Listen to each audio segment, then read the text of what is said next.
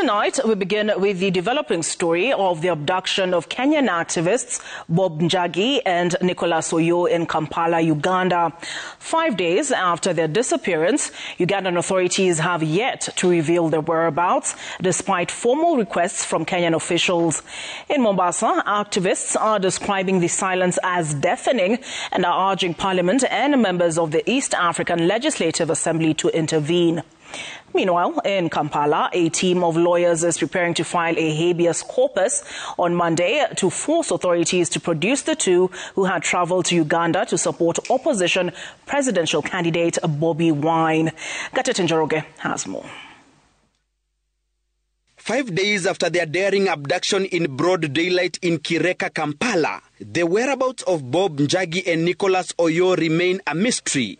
This despite mounting pressure from human rights organizations, the Law Society of Kenya, and interventions from Kenyan government officials. A letter shared by Foreign Affairs Principal Secretary Korir Sing'oei on his X account Friday evening indicated that Kenya's mission in Uganda was engaging authorities to gather information that could guide efforts to secure the duo's release. The PS assured that updates would be provided as soon as they became available. But 3 days later, silence lingers.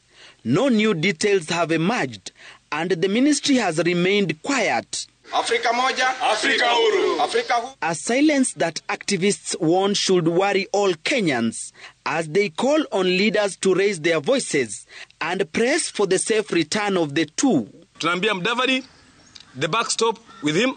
Tunaambia bunge letu la Kenya, they must intervene. We want Bobi Njagi arudi haraka iwezekanavyo akiwa safe.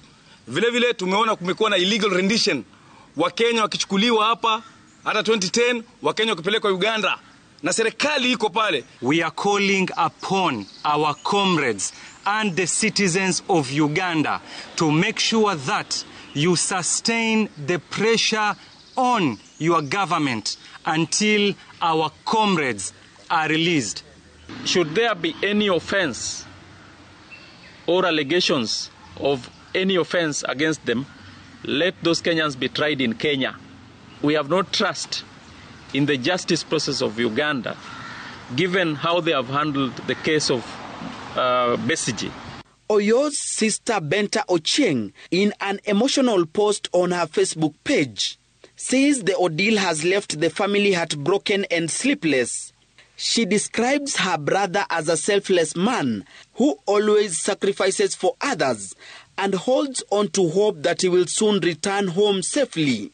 Meanwhile, a group of Ugandan lawyers is on Monday expected to file a habeas corpus application before the High Court's Civil Division in Kampala, seeking to compel authorities to produce the two missing Kenyans.